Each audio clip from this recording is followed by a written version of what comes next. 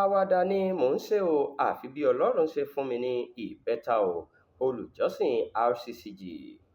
Obìnrin kan tó ń kópa nínú ìpàgọ́ ti ìjọ The Redeemed Christian Church of God RCCG ṣẹ̀ṣẹ̀ parí ní Redemption City nípínlẹ̀ Ògùn ti sọ bí ìbéèrè tí ó ṣe ní àwàdà lásìkò ayẹyẹ ọjọ́ ìbí ọdún 83 ti Pásítọ̀ Enoch Adébóyè ṣe di ẹ̀rí ìyanu lẹ́yìn tó bí ìbẹ́ta.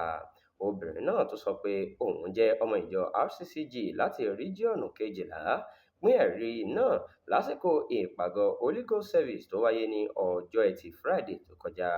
Gẹ́gẹ́ bó ṣe wí, ó ṣe ìbéèrè náà ní ọdún tó kọjá lásìkò tí wọ́n ń gba àwọn ọmọ ìjọ níyànjú láti béèrè ohunkóhun tí wọ́n bá fẹ́ lọ́wọ́ Ọlọ́run gẹ́gẹ́ bí ara àwọn ètò tí wọ́n ṣe láti sàmì ẹ̀yẹ ọjọ́ ìbí ọdún 83 Pásítọ̀ Adébóyè. Ó sọ pé òun ń bẹ Ọlọ́run fún ìbẹ́ta pẹ̀lú àwàdà nítorí pé òun fẹ́ gba nọ́mbà 3 tó wà lórí 100 ọjọ́ ìbí Pásítọ̀ Adébóyè. Obìnrin náà sọ pé lẹ́yìn ìgbà náà oyún dé àti pé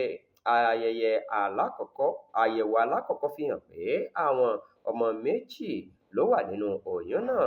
Síbẹ̀síbẹ̀, ó sọ pé àyẹ̀wò mìíràn tí wọ́n ṣe lẹ́yìn oṣù méje fi hàn pé àwọn ọmọ 3 ló wà nínú oyún náà. Èyí mú kí ó tún ṣe àwọn àyẹ̀wò 4 mìíràn nítorí kò rọrùn fún un láti gba àbájáde náà gbọ́. Obìnrin náà sọ pé lẹ́yìn tí àwọn bí ìbẹ́ta, ọ̀kan nínú àwọn ọmọ náà bẹ̀rẹ̀ sí í yọ ẹ̀jẹ̀ jáde ní ẹnu àti imú, èyí tó sì sọ pé ó jẹ́ àkókò ìbẹ̀rù ńlá fún un. Gẹ́gẹ́ bó ṣe ṣàlàyé, ó gbàdúrà ó sì ṣe ìlérí pé tí àwọn ọmọ náà bá yè, òun yóò padà wá sí ilé ìjọsìn pẹ̀lú wọn láti fi wọ́n hàn gẹ́gẹ́ bí ẹ̀rí ìyanu.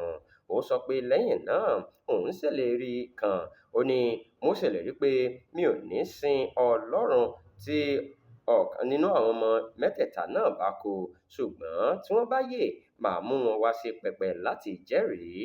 Obìnrin náà tún pe àwọn ọmọ náà síwájú ìjọ, ó sì sọ orúkọ wọn ní Destiny, Desmond àti Diamond.